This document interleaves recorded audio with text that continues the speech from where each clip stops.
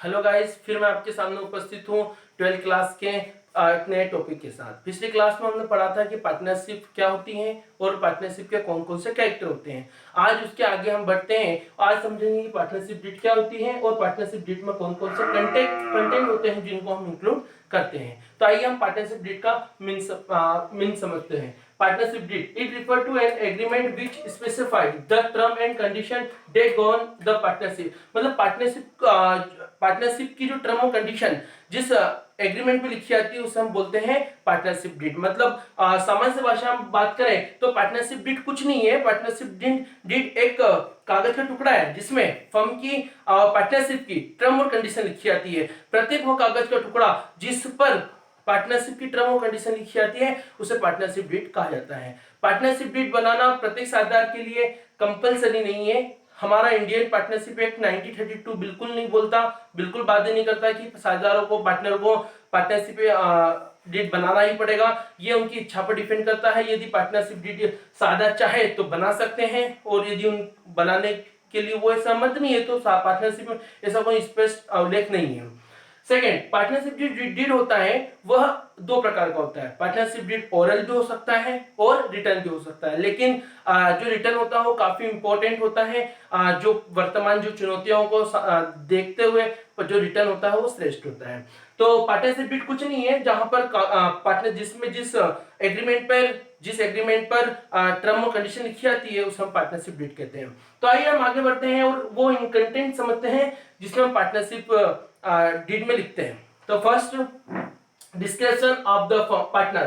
पहला हम जो लिखते हैं पार्टनरशिप डीड में, यदि पार्टनरों ने यदि डीड बनाया है तो पहला वो कंटेंट लिखेंगे डिस्क्रिप्शन ऑफ द पार्टनर कि पार्टनर का क्या नाम है।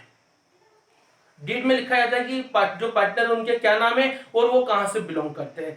सेकंड पॉइंट लिखते हैं वो description of the firm. Second point लिखा जाता है डिस्क्रिप्शन ऑफ द फर्म, जो फर्म है वो कहां स्थित है और फर्म का क्या नाम है ये लिखा जाता है। फर्म का नाम जो है साझेदार अपनी इच्छा के अनुसार कुछ भी रख सकते हैं, लेकिन उन्हें दो सामान्य से बातों को ध्यान रखना है।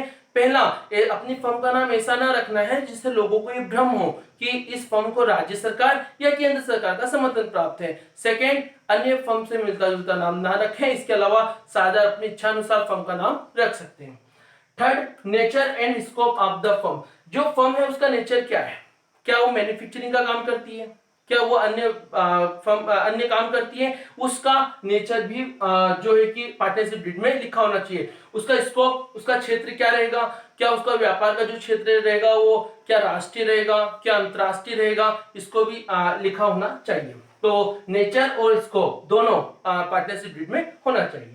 चौथी बात, ड्यूरेशन ऑफ पार्टनरशिप। जो पार्टनरशिप की ड्यूरेशन क्या रहेगी, क्या लिमिटेड के लिए पार्टनरशिप है, क्या लिमिटेड समय के लिए पार्टनरशिप है, इस बात का भी उल्लेख पार्टनरशिप डीड में होना चाहिए। Fifth, contribution of capital by partner. हम सब जानते हैं कि विदाउट कैपिटल के बिजनेस सर्वाइव नहीं कर सकते। जिस प्रकार हमारे शरीर में ब्लड की आवश्यकता होती है वैसे ही एक फर्म में, एक बिजनेस में ब्लड की रिक्वायरमेंट होती है। तो बिना कैपिटल के तो बिजनेस चलेगा ही नहीं। तो जो पार्टनर जो कैपिटल ला रहे हैं, जो पार्टनर कैपिटल ला रहे हैं, वो कैपिटल कौन कितनी कैपिटल ला रहा है इस बात का उल्लेख भी डीड में होना चाहिए। Sixth, interest on capital. यदि जो पार्टनर जिन पार्टनरों ने कैपिटल लगाई है क्या उनको फर्म कोई इंटरेस्ट देने वाला है, और यदि देने वाला है तो उसका रेट क्या रहेगा, इस बात का उल्लेख भी पार्टनरशिप डीड में होना चाहिए।